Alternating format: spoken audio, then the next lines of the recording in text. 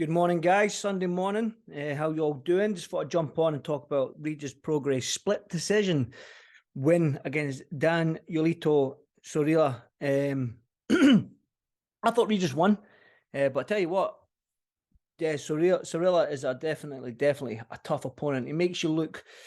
He's got that style that can make you look average, and I think that's what happened. But take nothing away from Regis. I mean, fighting at the Smoothie King Center in his hometown of New Orleans. He probably didn't get the win that he wanted, that spectacular knockout win for the fans, but a win's a win, and he can move on to the names that he's been calling out all fight week. Not calling out, but the names that have been mentioned to him all fight week, which are the Devin Haneys, the Tank Davises, the Teofimo Lopez's, the Mateas, all them guys. But for me, one guy that he didn't really mention a lot of, but did talk about him when he was asked, was Jack Catterall. Because for me, I think that makes perfect sense, a Jack Catterall fight. Not just as a boxer, as a selfish boxing fan from the UK, but they're both with the same promotional company.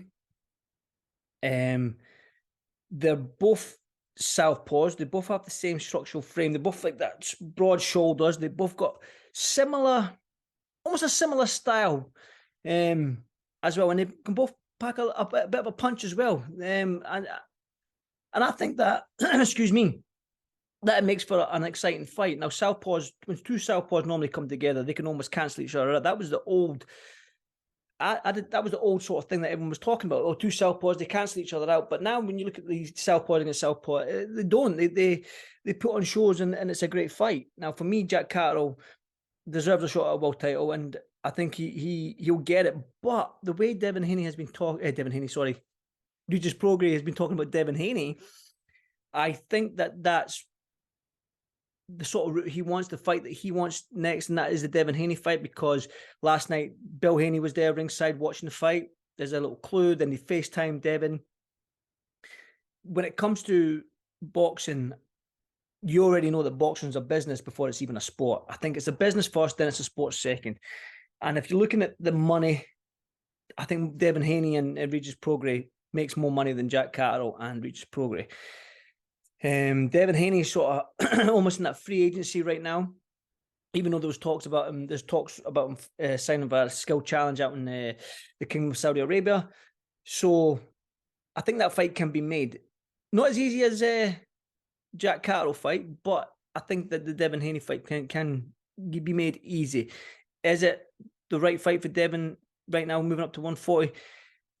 I mean, listen, it's boxing. We want to see the best fights. We want to see the fighters taking risks. I mean, Floyd Mayweather marketed that 0 on his record for so long, and it's probably tainted a lot of these fighters now that think, oh, I need to be undefeated for my whole career. No, you don't.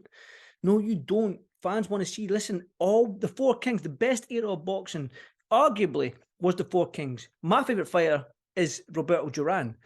Best fighter on the planet for me, my favorite fighter of all time.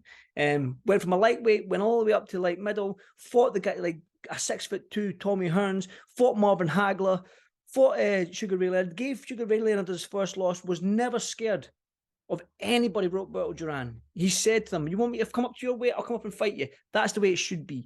Every single fighter in boxing should have the same sort of attitude towards the sport as Roberto Duran. Simple as that. Simple as that, right? And you can probably mention right in the comments if I'm right or wrong. I don't care. That's how it should be. And I think Devin Haney, if he wants to be great, I think he should right the wrong against, not the right the wrong, but he should go back and prove to everybody that he can beat Lomachenko, because there's still a question mark there. And his mentor, Floyd Mayweather, did it. Do you know what I mean? He did it against Maidana as well, and he done it against Castillo as well. So you go back. I know you're tight at weight 140. Beat Lomachenko if you can, and just prove all these doubters wrong that said that you lose, then move up to 140. Regis PROGRAIS is probably the dangerous fight up at 140 right now. Southpaw that can bang. Devin doesn't pack a punch, and it's probably safe to say that he doesn't pack a punch, right? But he's a skillful boxer, great jab and all that. But does he have the power to deter somebody like Regis PROGRAIS, who's massive at 140? Not in height, but structure, frame, he's solid. Who knows?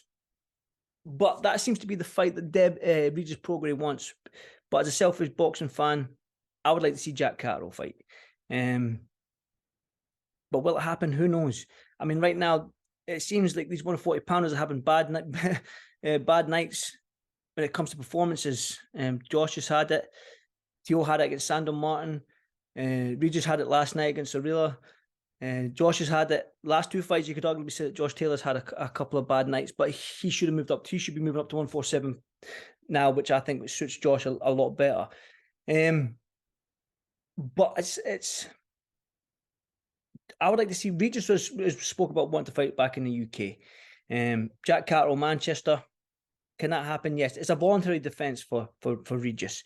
Because right now the champions, like, he doesn't want to fight Rolly Romero, who's the WBA champion. You've got Mateus, who's the IBF, and Theo, who's the WBO. Now, Regis, the way Regis is talking, he would probably prefer Theo or Devin Haney, and then Jack Catterall. Them sort of three names. It'll be Haney first, because that's where the money is. I think he will have more money with Devin Haney because he's marketed on that undisputed down at lightweight. Then it would probably be Theo and then Jack Catterall. But it's one of them ones where, again, if you're Regis Prograis, you want to make boxing's a business. Like I said, you want to make the most money, and the most money right now for Regis is probably the Devin Haney fight. But does Devin really want to move up to 140 and face somebody like Regis straight off the bat? Who knows? Would I have more respect for Devin if he did? Fucking right, I would. You're moving up to 140 to fight an absolute monster in Regis Prograis, and that is the attitude to have. Go and fight the best. If you're moving up in the division and you've got the opportunity to fight the best guy in the division, then do it. Do it. Why not? Why not? I'm happy with that. But I still believe that Jack deserves his shot. He deserves his chance at a world title. He's ranked with the IBF, and Mateus is it Mateus? Yes, it is. That is a world champion. He can go down that route. I think he's ranked number 6. WBO, I think he's ranked with the WBO as well. Or did he drop out the WBO rankings? I'm not sure. But Jack deserves his shot. Like, there's nobody can question that. But for me, I just think that the money, if you're Regis Prograis, where do you go? I think he goes with Devin Haney, if that fight can be made. And I think it can, because Devin Haney is in that sort of free agency market right now. I think there's talks about him signing with that skill challenge in Saudi Arabia.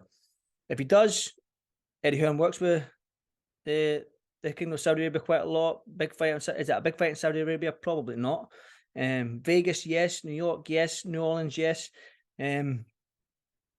But again, selfishly, I want to see Jack Catterall versus Regis Prograis in the UK. That's me being selfish. Let me know what you think. Who do you think Regis Prograis goes with next? Devin Haney or Jack Catterall? Teofimo Lopez, because Teofimo Lopez said he's vacated his title, but he hasn't, as Eddie Hearn mentioned last night. So yeah, options are there. Boxing's booming. I love it. But let me know. Regis Prograis versus who next? Let me know.